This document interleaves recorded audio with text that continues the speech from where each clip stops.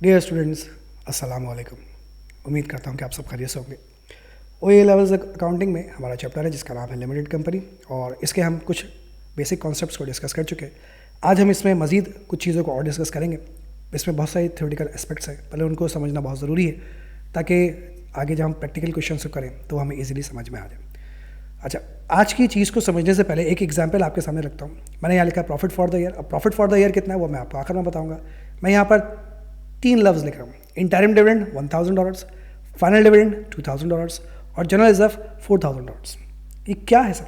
क्या लिखा है ये आपने? I don't know. Profit for the year, इस साल हमारी कंपनी को ठीक है, इस साल हमारी कंपनी को प्रॉफिट हुआ है $10,000 का। अब जितना प्रॉफिट कंपनी को हुआ, कंपनी ये सारा प्रॉफिट अपने मालिकों को नहीं दे देती। क्यों नहीं देती सर? दे दे। अगर सारा प्रॉफिट कंपनी अपने मालिकों को दे दे तो कंपनी ग्रो कैसे करेगी? यानी यूँ समझिए कि आप अकेले कोई कारोबार कर रहे हैं। आपने कारोबार में $1 लाख लगाए और $1 लाख लगाने के बाद आपको साल के आखिर में $10,000 का प्रॉफिट हुआ। वो सारा प्रॉफिट आप घर ले गए। कारोबार में इन्वेस्टमेंट कितनी रह गई आपकी? $1 लाख की। फिर अगले साल $10,000 का फिर प्रॉफिट हुआ, सारा प्रॉफिट आप घर ले गए। कारोबार में इन्वेस्टमेंट कितनी रह गई? $1 लाख की। 10 साल बाद भी आपका कारोबार की इन्वेस्टमेंट कितनी रहेगी? $1 लाख ही रहेगी। और शायद वो 10 साल में वो $1 लाख की वैल्यू 1 लाख ना रहे। तो इसका मतलब ये होगा कि सारा प्रॉफिट आप घर ले जाते रहेंगे तो आपका कारोबार ग्रो नहीं करेगा। कारोबार की ग्रोथ के लिए उसके अंदर इन्वेस्टमेंट करना ज़रूरी है, मतलब कंटिन्यूस इन्वेस्टमेंट जो ज़रूरी है। वो कैसे होती है? वो घर से पैसा लाकर नहीं है ला रहा कारोबार में, बस जो कारोबार का प्रॉफिट हो रहा है उसमें से कुछ प्रॉफिट बेशक आप घर ले जाए, लेकिन कुछ पैसा कारोबार में री इन्वेस्ट करें। इस प्रॉफिट को कारोबार में यूटिलाइज कीजिए, तभी आपका कारोबार जो है वो ग्रो करेगा, वरना नहीं करेगा। ठीक है, तो कंपनी को प्रॉफिट हुआ $10,000 का। अब $10,000 का जो प्रॉफिट हुआ, मैंने अनाउंस किया कि भाई हमारी कंपनी को $10,000 का प्रॉफिट हुआ है, आ जाओ भाई आ जाओ। अब सारे शेयर होल्डर भागे भागे आएंगे। शेयर होल्डर कौन होते हैं? जिन्होंने कंपनी में पैसा इन्वेस्ट किया।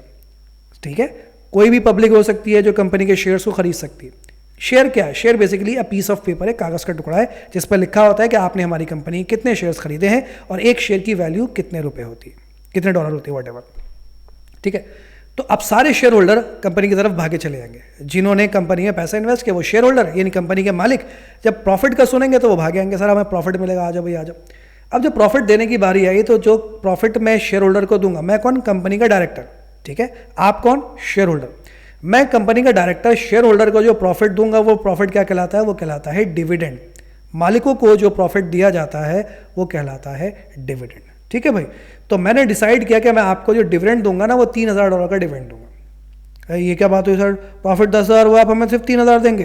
अरे रुको तो ज़रा, सब्र करो, आपकी भलाई के लिए बोल रहा हूँ भाई। अच्छा सर, $3,000 कैसे देंगे? ये $3,000 मैं आपको कुछ ऐसे दे रहा हूँ कि मैंने आपको साल के दौरान डिविडेंड दिया है $1,000 का। ये यहाँ लिखा हुआ है इंटरिम डिविडेंड, साल के दौरान। इंटरिम का मतलब साल के दौरान जो प्रॉफिट मैंने आपको दे दिया वो कहलाएगा इंटरिम डिविडेंड, $1,000। और साल के आखिर में जो प्रॉफिट दूंगा वो कहलाएगा फाइनल डिविडेंड, बिल्कुल साल के आखिर में। ये सर ये क्या दो इंटरिम और फाइनल, ये समझ में नहीं आया। आइए भाई सर समझिएगा। मुझे ये बताइए, ये प्रॉफिट मुझे कब पता चलेगा? सर ये पता चलेगा आपको जब आप इनकम स्टेटमेंट बनाएंगे तब प्रॉफिट पता चलता है। बिल्कुल ऐसे ही सोल ट्रेडर में भी जब हमने इनकम स्टेटमेंट बनाई तो प्रॉफिट फॉर द ईयर आया। पार्टनरशिप में भी जब हमने इनकम स्टेटमेंट बनाई तो ही प्रॉफिट फॉर द ईयर आया। तो कंपनी में भी ऐसे ही होगा, जब आप इनकम स्टेटमेंट बनाएंगे तो ही आपके पास आएगा प्रॉफिट फॉर द ईयर। और इनकम स्टेटमेंट कब बनाते हैं? सर हम वो बनाते हैं आमतौर पर साल के आखिर में। तो साल के आखिर में जब ये प्रॉफिट आएगा तब हमें आप प्रॉफिट देंगे क्या? सर तब तक हम क्या भूखे रहेंगे? सर कुछ तो साल के दौरान कुछ तो दे दें। तो मैंने बोला जब ठीक है, साल के दौरान मैं ऐसे ही रफ एस्टिमेट कर आपको $1,000 का प्रॉफिट देता हूँ। ठीक है, साल के दौरान कितना प्रॉफिट दे दिया मैंने आपको? $1,000 का। और साल के आखिर में जब प्रॉफिट आ गया, कैलकुलेट कर लिया, तो उसके मुताबिक फिर मैंने आपको फर्दर $2,000 का प्रॉफिट मैंने आपको और दे दिया। ये साल के दौरान दे दिया और ये साल के आखिर में दे दिया। तो साल के दौरान बिना प्रॉफिट कैलकुलेट करिए जो मैंने आपको प्रॉफिट दे दिया उसे कहूँगा मैं इंटरिम डिविडेंड। बिना प्रॉफिट, कंपनी का प्रॉफिट कैलकुलेट किए बिना आपको जो प्रॉफिट ऐसे ही रफ एस्टिमेट कर मैंने दे दिया उसे मैंने कहा इंटरिम डिविडेंड। और प्रॉफिट आने के बाद मैंने कैलकुलेशन किया, अच्छा भाई आपका हिस्सा इतना बनता है, उसके बाद जो मैंने आपको प्रॉफिट दिया वो कहलाएगा फाइनल डिविडेंड। तो साल के दौरान और साल के आखिर में टोटल मिलाकर मैंने आपको कितना प्रॉफिट दे दिया? सर आपने हमें 3,000 का प्रॉफिट दे दिया। जो प्रॉफिट मैंने आपको दे दिया या देने के लिए रखा हुआ है वो क्या कहलाएगा? डिविडेंड कहलाएगा। ठीक है भाई, ये दोनों बातें यहाँ डिस्कस की थी। सर ठीक है, 10,000 के प्रॉफिट में से सर आपने 3,000 तो हमें दे दिए, बाकी 7,000 का तो हिसाब दे दीजिए, उसका क्या करना है। ठीक है सर, अभी हिसाब लीजिए। बाकी 7,000 में से $4,000 मैंने जो है वो रिजर्व कर दिए। रिजर्व मतलब, जनरल रिजर्व मतलब ये क्या होता है? रिजर्व से मुराद ये होती है कि हम किसी रिजर्व से उर्दू में ट्रांसलेट करें, बात समझ में आ जाएगी। किसी पर्टिकुलर पर्पस के लिए पैसा उठाकर रख देने को हम कहते हैं रिजर्व, ऐसे ही है ना। तो सर किस पर्पस के लिए आपने पैसा उठाकर रखा? कोई पर्पस तो होगा। हाँ जी बिल्कुल हो सकता है। हो सकता है कि हमारी फैक्ट्री में अभी 4 मशीनें हो, हमारा प्लान है कि हम इसे 6 मशीनें करें, 10 मशीनें करना चाहते हैं, तो ये मशीनरी सर बहुत महंगी है, प्लांट एंड मशीनरी बहुत महंगी है, तो इसके लिए हम थोड़ा थोड़ा पैसा रिजर्व कर रहे हैं। ये हमारे पास 2 बिल्डिंग है, हम 3 बिल्डिंगें करना चाहते हैं, एक्सपेंड करना चाहते हैं अपने कारोबार को, तो पैसा क्या कर रहे हैं? हम रिजर्व कर रहे हैं। या फिर हम पे बहुत सारा कर्जा है, कर्जा हम डायरेक्ट एक साथ नहीं उतार सकते, हर साल थोड़ा थोड़ा पैसा हम रिजर्व कर रहे हैं, तो उस पर्पस के लिए आप पैसा रिजर्व कर सकते हैं। तो ये पैसा कहाँ से रिजर्व करेंगे? जो आपको प्रॉफिट होगा उसी में से रिजर्व करेंगे। तो जो भी हमें प्रॉफिट हो रहा है उस प्रॉफिट में से हमने $4,000 जो है वो किसी खास पर्पस के लिए उठाकर रिजर्व कर दिया। ये हमने आपको समझा दिया। आपने ठीक है सर, बात समझ में आ गई। 10,000 में से आपने 7,000 का तो हिसाब दे दिया, बाकी 3,000 का भी हिसाब दीजिए, लीजिए सर। बाकी 3,000 हमने रिटेन अर्निंग में डाल दिए। ये रिटेन अर्निंग क्या चीज़ है सर? रिटेन अर्निंग का मतलब ये है कि आपकी जो भी अर्निंग थी, आपकी नहीं, कारोबार की यानी कंपनी की जो भी अर्निंग थी वो हमने एक डब्बे में ले जाकर रख दी, और उस डब्बे का नाम हमने रख दिया रिटेन अर्निंग। रिटेन का मतलब जमा करना, अर्निंग मतलब आमदनी। सर ये तो कुछ बिल्कुल पार्टनरशिप जैसा लग रहा है। जी बिल्कुल, पार्टनरशिप में क्या हो रहा था आपको याद दिलाऊं अगर, तो पार्टनरशिप में भी पार्टनर कुछ यही करते थे, कुछ पैसा पार्टनर घर ले जाते थे। किस नाम से? ड्रॉइंग के नाम से। ये बिल्कुल वही है, जो पैसा मालिक अपने घर ले गए वो है डिविडेंड, बिल्कुल सेम डिट्टू। ठीक है भाई, मालिक जो पैसा घर ले गए वो है डिविडेंड। और कुछ पैसा वो जमा कर लेते थे अपने करंट अकाउंट में, सैलरी उनकी करंट अकाउंट में जमा, इसके अलावा इंटरेस्ट ऑन कैपिटल उनके करंट अकाउंट में जमा, उनके हिस्से का प्रॉफिट सब उनके करंट अकाउंट में जमा। तो ये है वही आपका करंट अकाउंट यानी रिटेन अर्निंग। यहाँ पर जो पैसा अब भी कंपनी के अंदर जमा रखा हुआ है वो किस नाम से जमा रखा हुआ है? रिटेन अर्निंग के नाम से। तो बिल्कुल जैसे पार्टनरशिप में था ना करंट अकाउंट, कि सर ये प्रॉफिट हमारा इसमें जमा करते चले आइए, इसको यहाँ होल्ड करते चले आइए, जब वक्त आएगा तब हम देखेंगे। बिल्कुल इसी तरीके से कंपनी ने आपको जो प्रॉफिट बांट दिया उसे कह दिया डिविडेंड, और जो प्रॉफिट उठाकर रख दिया बिना किसी पर्पस के लिए, बस रखा हुआ है, कभी भी किसी भी काम में इस्तेमाल आ सकता है, तो जो प्रॉफिट बस कंपनी के पास रखा हुआ है उसे हम कहते हैं रिटेन अर्निंग। यानी प्रॉफिट कंपनी के पास जमा हो गया, रिटेन हो गया। 10,000 का हिसाब, $10,000 में से $3,000 आपको बांट दिए, कुछ यूं करके $4,000 किसी मकसद के लिए रखे। ये किसी ऐसे नहीं रखे हुए, बस किसी मकसद के लिए रखे हुए, और ये $3,000 बस रखे हुए, कभी भी किसी भी मकसद में ये इस्तेमाल किए जा सकते हैं। तो इनका ब्रेकअप मैं दोबारा बताता हूँ, यही बातें ऊपर लिखी हुई हैं, चाहे तो आप इसे पढ़ लीजिए। ठीक है जी। तो कंपनी के प्रॉफिट को हमने 3 जगह पर यूटिलाइज किया, कुछ डिविडेंड में दे दिया, कुछ उठाकर रख दिया रिजर्व के लिए, और कुछ हमने डाल दिया एक डब्बे के अंदर जहाँ पे पैसा जाकर जो है वो सेव हो जाए रिटेन अर्निंग के नाम से। आइए अब जरा इनकी डेफिनेशन पढ़ते हैं कि ये इंटरिम डिविडेंड क्या होता है। An interim dividend is a dividend that is declared and paid during the financial year before the final profit is determined। वही बात जो अभी पीछे आपसे कही कि फाइनल प्रॉफिट आने से पहले कंपनी ने जो डिविडेंड यानी जो प्रॉफिट अपने मालिकों को दे दिया उसे हम क्या कहते हैं? इंटरिम डिविडेंड कहते हैं। ठीक है। फाइनल डिविडेंड क्या होता है? A final dividend is a dividend that is declared after the financial year has ended based on actual profit of the business. जो भी जब आपका ईयर एंड होगा उसी वक्त आप अपनी इनकम स्टेटमेंट बनाएंगे, और इनकम स्टेटमेंट की बुनियाद पर ही जो आप अपना प्रॉफिट डिक्लेयर करेंगे, प्रॉफिट अनाउंस करेंगे, उसी प्रॉफिट को क्या कहा जाता है? फाइनल डिविडेंड कहा जाता है। ठीक है। ये किस पर बेस करता है? आपके एक्चुअल प्रॉफिट पर। ये एक रफ आइडिया पे बेस करता है इंटरिम डिविडेंड, क्योंकि इस वक्त प्रॉफिट नहीं आया होता, ये प्रॉफिट आप ऐसे ही अनाउंस कर देते हैं। और ये प्रॉफिट किस पर बेस करता है? आपके एक्चुअल प्रॉफिट के ऊपर, यानी इनकम स्टेटमेंट की बुनियाद पर आप ये प्रॉफिट जो है वो अनाउंस करते हैं। ठीक है जी। साल के दौरान जो प्रॉफिट दिया जाए इंटरिम डिविडेंड, साल के आखिरी दिन फाइनल डिविडेंड। अच्छा भाई, रिटेन अर्निंग क्या होती है? ये भी अभी हमने पीछे पढ़ लिया। It is an accumulated balance of profit after distribution of dividend and transfer to general reserves since the beginning of the company's operation. यानी डिविडेंड देने के बाद और रिजर्व में पैसा ट्रांसफर कर देने के बाद आपके पास जितना भी प्रॉफिट बचता है उसे हम किस में शामिल कर देते हैं? रिटेन अर्निंग में। एक्यूमुलेशन का मतलब क्या है? जमाशुदा। तो जो भी प्रॉफिट आपके पास जमाशुदा होता है उसे क्या नाम देते हैं हम, रिटेन अर्निंग। अच्छा, उसमें सिर्फ इस साल का प्रॉफिट नहीं होता, since the beginning of the company, यानी जब से कंपनी बनी है तब से इसके अंदर जितना भी डब्बा में जमा होता जाएगा वो सब इसके अंदर जमा होता चलेगा। जैसे अभी पीछे वाले एग्जाम्पल में हमारे पास डब्बे में कितना प्रॉफिट रह गया सर, $3000 रह गए थे, है ना।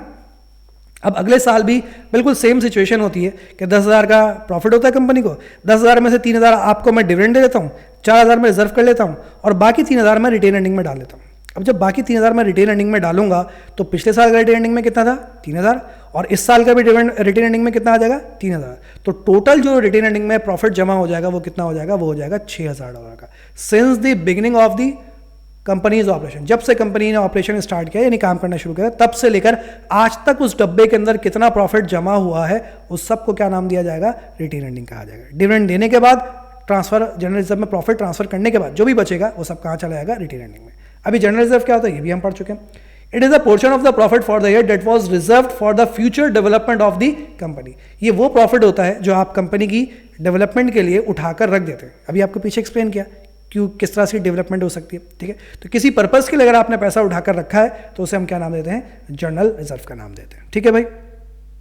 अच्छा जी, अब जरा इस बात को समझ लीजिएगा कि जब हम अपनी स्टेटमेंट ऑफ फाइनेंशियल पोजीशन बनाते हैं कंपनी की तो उसमें एक पोर्शन आता है शेयर होल्डर इक्विटी, जिसे आप कहते थे कैपिटल, उसे हम नाम देंगे अब शेयर होल्डर इक्विटी का। और एक होता है पोर्शन डेट इक्विटी, जिसे आप कहते थे लायबिलिटीज। ये लायबिलिटी वाला पोर्शन हो गया और ये कैपिटल वाला पोर्शन है। कैपिटल वाले पोर्शन का नाम क्या है यहाँ पर, शेयर होल्डर्स इक्विटी, और लायबिलिटी वाले पोर्शन का ऐसे ही मैंने नाम रखा है यहाँ पर क्या, डेट इक्विटी, ठीक है। अब शेयर होल्डर इक्विटी में क्या क्या चीजें आएंगी उन्हें समझ लीजिएगा जरा गौर से। Number 1, ordinary share. शुरू में बताया था कि जो ऑर्डिनरी शेयर्स हैं वो आपके real owner of the company है, और ओनर की जो इक्विटी होती है वो कैपिटल में आ जाती है, तो ये आपका कैपिटल वाला पोर्शन है। ये शेयर होल्डर इक्विटी बेसिकली क्या है, ये आपका कैपिटल यानी मालिक की इन्वेस्टमेंट। तो यहां पर वो पोर्शन आएगा जिसका ताल्लुक आपके कंपनी के मालिकान से, ये मालिक की चीजें, मालिक की बातें की जाएगी। और डेट का मतलब है कि ये कंपनी के मालिक नहीं है, ये कर्जदार है या कर्जदारों की बात की जाएगी, याद रखिएगा। तो जो ऑर्डिनरी शेयर होल्डर होते हैं वो कंपनी के रियल ओनर होते हैं, ये कंपनी के असल मालिक है। भाई नुकसान ये बेयर करते हैं तो भाई ये मालिक हुए ना, तो बस ठीक है। तो ये आपके आ जाएंगे शेयर होल्डर इक्विटी सेक्शन में।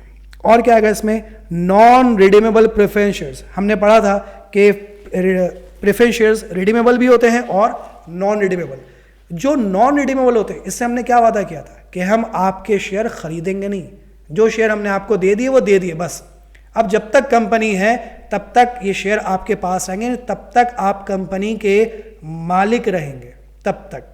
तो तब तक अगर आप कंपनी के मालिक रहेंगे तो इसका मतलब इन्होंने कंपनी को कर्जा तो नहीं दिया, ये कंपनी के कौन बन गए सर, ये कंपनी के मालिक ही बन गए, बिल्कुल वैसे जैसे ये ऑर्डिनरी शेयर होल्डर कंपनी के मालिक होते हैं। इसी तरीके से ये भी कंपनी के कौन है, ये भी कंपनी के मालिक है, ठीक है भाई। तो ये भी मालिक वाले पोर्शन, शेयर होल्डर मतलब मालिक वाले पोर्शन में आ जाएंगे। अच्छा भाई, और इस पोर्शन में क्या आएगा, इस पोर्शन में आ जाएगा रिटेन अर्निंग, ठीक है। रिटेन अर्निंग का मतलब क्या है सर, ये हमारा प्रॉफिट है, जमाशुदा प्रॉफिट, जो भी प्रॉफिट हमारे पास जमा रखा हुआ है। तो जो भी प्रॉफिट आपके पास जमा रखा हुआ है उस पे ये किसका है सर, ये भी तो मालिक का ही है ना, बिल्कुल है। प्रॉफिट पे किसका हक होता है, मालिक का। याद कीजिए ज़रा, हम जब बनाते थे, अगर मैं स्टेटमेंट ऑफ फाइनेंशियल पोजीशन की बात करूं सोल ट्रेडर की, तो उसमें भी कुछ ऐसे ही होता था कि आप लिखते थे कैपिटल, कैपिटल में ऐड करते थे प्रॉफिट, आ गया प्रॉफिट, ये है कैपिटल, ये आ गया प्रॉफिट। प्रॉफिट कंपनी का कहाँ रखा हुआ है, रिटेन अर्निंग में रखा हुआ है। अच्छा जी सर याद दिलाए, अच्छा जरा पार्टनरशिप से जरा रेफरेंस देके बताइए। आइए जी, पार्टनरशिप से रेफरेंस देते हैं। पार्टनरशिप में आप लिखते थे पार्टनर से कैपिटल, ये आ गए कैपिटल, ठीक है। और उसके नीचे आप लिखते थे करंट अकाउंट, लिखते थे जी सर, बिल्कुल लिखते थे। करंट अकाउंट में क्या होता, करंट अकाउंट में पार्टनर्स का प्रॉफिट होता था, बस ये वही है प्रॉफिट। यहां पर आ गए कैपिटल, ये दोनों है कैपिटल, एक ऑर्डिनरी शेयर कैपिटल है और एक प्रेफरेंस शेयर कैपिटल है, दो तरह के कैपिटल है। और ये है कंपनी का प्रॉफिट जो कंपनी के पास अभी रखा हुआ है, रिटेन अर्निंग में रखा हुआ है। तो बिल्कुल रिटेन अर्निंग में बस ये समझिए वो चीजें लिखनी है जिसपे मालिक का हक है, कैपिटल पे मालिक का हक है और प्रॉफिट पे भी मालिक का ही हक है। तो इन चीजों पर मालिक का हक है, इसीलिए ये शेयर होल्डर इक्विटी वाले पोर्शन में है। अच्छा जी, एक और चीज आ जाएगी इसमें, क्या आ जाएगी, जनरल रिजर्व। आपने किसी पर्पस के लिए पैसा उठाकर रखा है, ठीक है भाई, वो जो पर्पस के लिए पैसा उठाकर रखा है उस पैसे पे किसका हक है सर, उस पैसे भी मालिक का ही हक है। वो पर्पस पूरा हो या ना हो, मालिक उस गुल्लक को तोड़ दे, कुछ भी करे, लेकिन इस पैसे पे हक किसका है, मालिक का ही हक है। यानी इन सारी चीज़ों पर हक किसका है, मालिक का है, इसीलिए ये किस पोर्शन में आ जाएंगे, आपके शेयर होल्डर इक्विटी में। आपको पीछे मैंने एग्जांपल दिया ना कि हमने मशीन खरीदने के लिए $4000 उठाकर रखे, भाई उस पैसों पे किसका हक है, मशीन खरीदूं ना खरीदूं बात की बात है, लेकिन उस पैसों पे अभी हक किसका है, मालिक बोलेगा नहीं सर आप हमें हमारा पैसा दे दो, हमें कंपनी बंद कर दी, तो आपको मालिक को पैसा देना पड़ेगा वो $4000 का, क्योंकि वो पैसा किसका है, मालिक का ही प्रॉफिट था, आपने उसको बस उठा के रख दिया था। तो जनरल रिजर्व पे भी किसका हक है, सर मालिक का हक है। तो इन चारों चीज़ों पर किसका हक है, शेयर होल्डर का हक है। किस पोर्शन में आ जाएंगे, ये शेयर होल्डर इक्विटी में आ जाएंगे, ठीक है भाई। अच्छा, अब आते हैं डेट इक्विटी पे। रिडीमेबल प्रेफरेंस शेयर्स, रिडीमेबल का मतलब है कि आपने कहा कि ये पैसा हम आपको वापस करेंगे, ये कहा था ना रिडीमेबल शेयर्स में। तो रिडीमेबल शेयर्स का मतलब ये होता है कि आपने शेयर होल्डर से पैसा लिया और कहा कि 4 साल के बाद हम आपको आपका पैसा वापस कर देंगे और आपसे अपने शेयर्स हम वापस खरीद लेंगे। तो इसका मतलब ये हुआ कि ये आपने शेयर्स जो है वो एक तरह से लायबिलिटी के तौर पर, एक कर्जे के तौर पर आपने इनसे पैसा उधार लिया 4 साल के लिए। 4 साल के बाद आप अपने शेयर्स उनसे वापस खरीदेंगे और उनको उनका पैसा वापस कर देंगे। तो इसका मतलब कि ये रियल शेयर होल्डर इक्विटी तो नहीं हुई, ये आप पे एक तरह का कर्जा हो गया, इसीलिए हम इसमें किस में शामिल करते हैं, डेट इक्विटी में हम इसे शामिल कर लेते हैं। इसके अलावा हमने एक और लफ्ज़ पढ़ा था डिबेंचर्स, इसके जो डेफिनेशन में था कि ये जो है वो हमारे लिए नॉन करंट लायबिलिटी है। आपने बैंक के अलावा किसी और से अगर कर्जा लिया है तो ये आप पे क्या है, लायबिलिटी है, ये भी आपकी डेट है। डेट किसे कहते हैं, कर्जे को कहते हैं, तो ये भी आप पर क्या है, कर्जा है। इसके अलावा आप बैंक से अगर लोन लिया है तो वो भी आप पर क्या है, सर वो भी हम पे कर्जा है। तो ये आपके जो है वो लायबिलिटीज़ वाले पोर्शन में चीज़ें आती हैं और ये जो है वो आपकी शेयर होल्डर इक्विटी वाले पोर्शन में चीज़ें आती हैं। अच्छा, मैंने चीज़ें भी मुख्तसर लिखी हैं, ठीक है, बाकी चीज़ें वक्त के मुनासबत से चीज़ें मज़ीद बढ़ सकती हैं, लेकिन फ़िलहाल मुख्तसर जो चीज़ें कॉमन है मैंने फ़िलहाल उन चीज़ों का यहाँ पर जिक्र किया है कि वो चीज़ें जो कि नॉर्मली होती ही होती हैं, ठीक है जी। तो फिलहाल आज के लिए मैं इतना ही रखूँगा और उम्मीद करता हूँ कि यहाँ तक की सारी बातें जो वो आपको समझ में आ गई होंगी। आज के लिए इतना ही रखेंगे और इंशाल्लाह हम इसे कंटिन्यू करेंगे अगली क्लास में। टेक केयर, अल्लाह हाफ़िज़।